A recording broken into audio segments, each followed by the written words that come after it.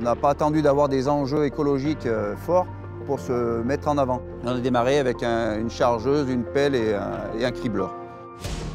Nous sommes sur notre site de retraitement et revalorisation des matériaux, TVM38, qui est notre plateforme où nous recyclons les matériaux issus du BTP. Sur cette plateforme, nous sommes capables de traiter à peu près 50 000 tonnes par an de matériaux. Le but étant de les collecter et travailler avec des machines et de pouvoir les revendre tout en leur donnant une classification. Je dirais que chaque mètre cube transformé ici évite chaque mètre cube extrait du milieu naturel. Le gros avantage, c'est d'être au plus près de l'activité DTP. On peut positionner nos plateformes au plus proche, de ce fait diminuer la phase de transport et l'empreinte carbone. Nous avons réalisé la livraison de plus de 30 000 tonnes de terre végétale pour tout l'aménagement des différentes tranches du tramway de Grenoble. C'est le volume du stade des Alpes rempli de terre.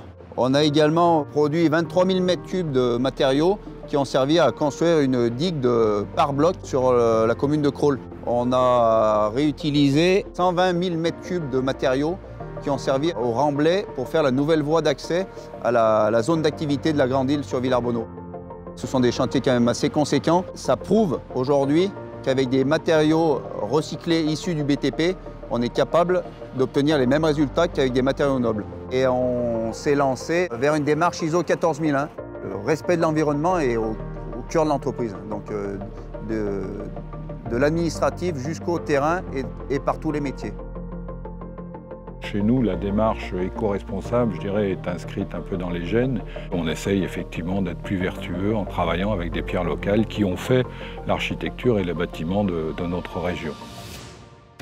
Glénat Rénovation, de par son métier, utilise énormément de matériaux naturels comme la pierre évidemment, la chaux, le chanvre aussi aujourd'hui, des matériaux respectueux et qui sont mis en œuvre dans les règles de l'art puisque c'est pratiquement quelque chose qu'on nous impose sur nos chantiers. Une illustration ici à Saint-Antoine-l'Abbaye, la réutilisation de pierres massives calcaires qui étaient en fait les pierres des culées du pont d'Iseron. Nous avons en plus une pierre qui ressemble beaucoup à celle qui était en place, qui a été mise en place en 1711.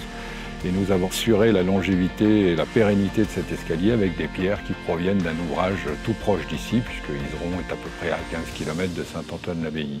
Voilà un bel exemple, je crois, d'un circuit court, d'une réutilisation, d'un souci de ne pas concasser les pierres déconstruites d'un bâtiment d'un ouvrage assez fantastique et qui ont été remises en œuvre et qui le sont encore sur d'autres chantiers assez régulièrement par notre entreprise. Ma prise de conscience environnementale est une longue histoire. Tout d'abord, je suis d'origine paysanne, donc je suis toujours resté proche de la terre.